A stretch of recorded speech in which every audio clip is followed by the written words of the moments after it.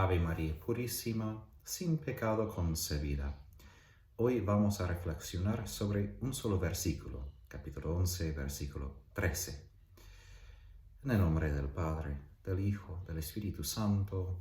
Amén.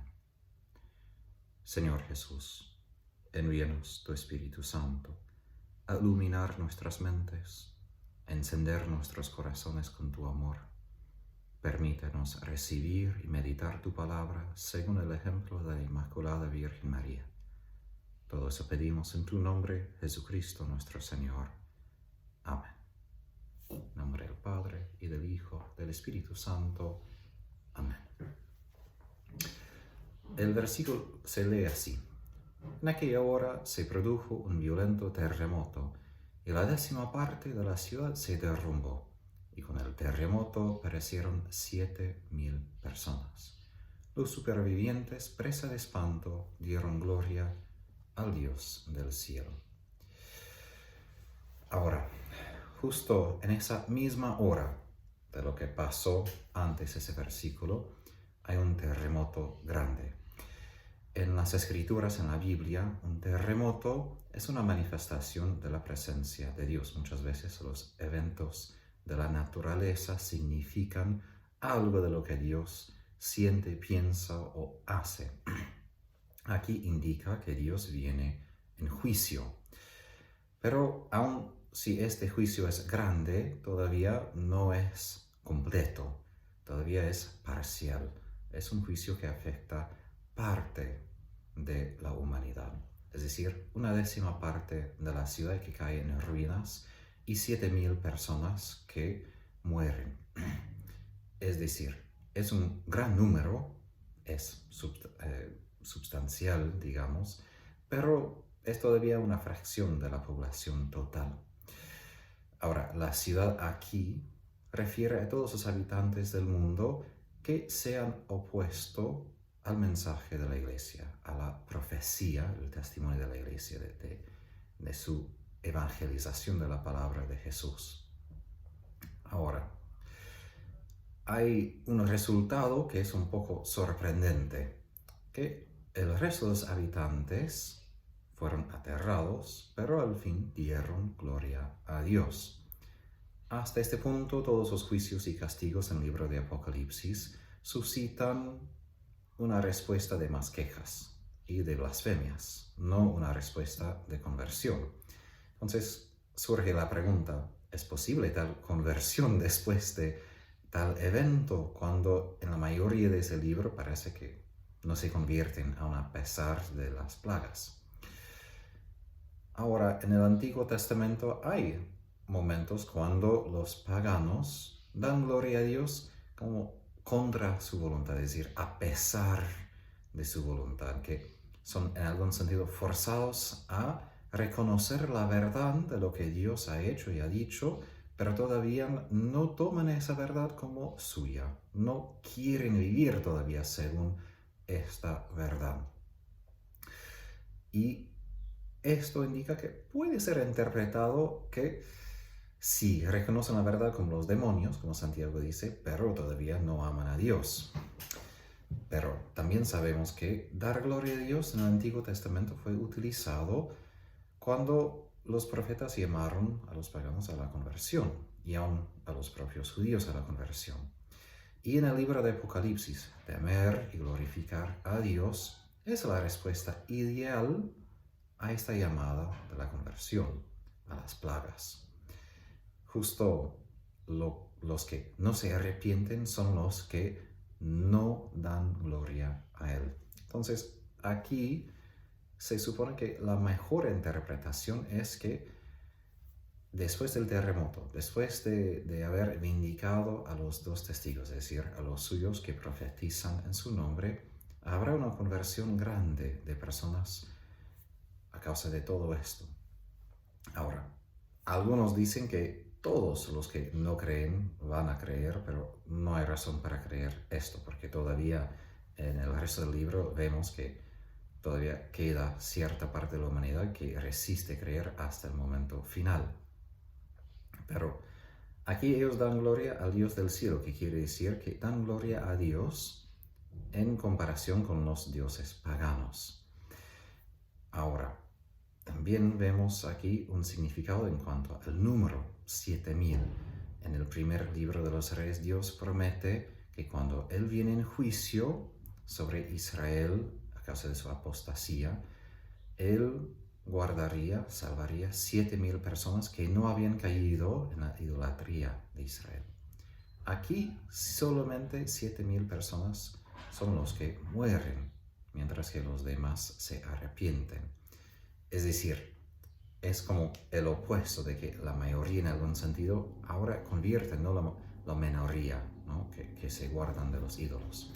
Ahora, sabemos que a lo largo de la historia de la Iglesia es verdad que muchos paganos se convirtieron, que si miramos lo que pasó al fin del Imperio Romano con Constantino y después los siglos que siguieron, la Iglesia pudo convertir a muchas naciones, muchos paganos, muchísimos. Pero también sabemos que no todos y todavía hay resistencia. Y hoy en día vemos un problema raro que es después de que los países paganos creían, ahora han perdido la fe de vuelta. Y podemos pedir que Dios intervenga en su juicio justo para manifestar su poder y otra vez convertir a esas naciones. A veces se habla de iluminación de las conciencias, de otras plagas. No sabemos exactamente cuándo o cómo, pero sí sabemos de que Dios va a intervenir otra vez para que muchos creen. No todos, pero para avisar a la mayoría del mundo para que sí crean en el Evangelio de Jesús. Ahora, ¿cuándo? Ya he dicho, ¿no? Pero ¿cuándo van a creer esas naciones y cuándo van a dar gloria a Dios? Como he dicho, ya han pasado, pero todavía sabemos que va a tener que llegar a su culmen, al fin de la historia, ¿no? Porque el Evangelio apenas hoy ha llegado como a todos los países, a todas las naciones. Y hoy en día esperamos todavía una conversión masiva de personas que no creen. Ojalá que pase para que no la mayoría pierda su oportunidad de salvación.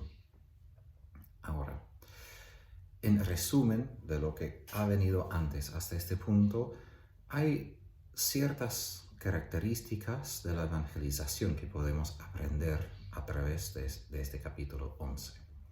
Primero, la iglesia aquí se figura como en dos posiciones. Primero, una posición de oración en la liturgia. Es decir, la iglesia primero es iglesia a través de su liturgia, a través de la Eucaristía, donde escuchamos la palabra y recibimos el cuerpo de Cristo. Y después somos enviados, o sea, el significado de la palabra misa en latín, ser enviado, somos enviados a compartir lo que hemos escuchado y recibido. Somos profetas. Debemos dar testimonio frente del mundo para incluir los paganos en este cuerpo místico de Cristo, que es su iglesia. Entonces, aquí tenemos esos dos pilares de la iglesia, la liturgia y la oración y la profecía, es decir, la evangelización. Vemos que en el libro de Apocalipsis la liturgia no es simplemente algo espiritual, sino que Dios interviene en la historia justamente a causa de las oraciones, los sacrificios y el martirio de los santos. Y esto es lo que fortalece el testimonio de los profetas. Ahora, ¿cuáles son estas características? Primero, Cristo llama a todos los suyos, todos los bautizados, a ser sus testigos en el mundo. Es decir, debemos profetizar. He hablado de eso antes, no voy a repetir tanto, pero que profetizar no quiere decir que tengo que hablar del futuro, sino de que yo tengo que hablar la palabra de Dios a través de mi palabra humana. Debemos ser luz del mundo, dice Jesús. Debemos dar a los demás esa oportunidad de arrepentimiento cuando predicamos la palabra del Evangelio. Ahora, eso incluye que lo que decimos es una llamada a la conversión. No podemos simplemente profetizar hablando solamente de la oferta de gracia sin que esta oferta exige o produzca la conversión, que la gente deje su pecado. Ahora, segunda característica. Debemos hablar con valentía. Una palabra en griego que se utiliza en los Hechos de los Apóstoles es paresía. La capacidad de hablar con franqueza, con candor, con sencillez. Nosotros estamos frente del Señor de toda la tierra, es decir, lo que decimos frente a los demás viene de la liturgia, de estar en la presencia de Dios, y así nuestro testimonio disfruta o tiene la unción del Espíritu Santo. No somos solos, somos empoderados por el Espíritu Santo, quien habla a través de nosotros, según la promesa de Jesús. Debemos hasta rezar que el Señor confirme lo que decimos de su manera, pero Jesús promete maravillas, signos que van a acompañar a los que predican su evangelio. Tercero, podemos esperar que vamos a encontrar mucha oposición, y oposición hasta la muerte. Sabemos que Juan Bautista perdió su vida, Jesús perdió su vida, los apóstoles perdieron sus vidas, pero aún frente de tal hostilidad, Dios nos va a dar la valentía y la perseverancia, porque Él nos protege y va a defender nuestro testimonio.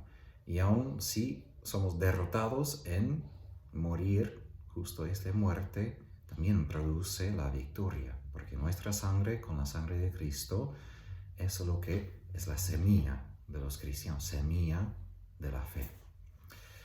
Y al fin podemos esperar que, esperar con seguridad que Dios nos va a vindicar. Es decir, si nosotros intentamos cumplir la voluntad de Dios, ya estamos en camino a ser santos. Y si somos fieles a esa voluntad de Dios, a nuestra tarea de rezar y profetizar, entonces Dios va a vindicar lo que hacemos aún con nuestra propia debilidad, y podemos tener certeza que vamos a cosechar, así no lo vemos ahora. Tampoco los que vivieron en el tiempo del libro de Apocalipsis vieron el fruto de su evangelización, de su martirio, pero hoy en día sí vemos que dieron mucho fruto, y nosotros también podemos dar mucho fruto para que muchos crean en el evangelio. Por esto, como Pablo dice a Timoteo, debemos ser generosos en llevar nuestra parte en la evangelización, en llevar la cruz, para que los demás escuchen la palabra de Jesús y se salven a través de ella. Que la Virgen María interceda por nosotros, para que no solo guardemos esa palabra, sino compartamos esa palabra con los que más necesitan escucharla.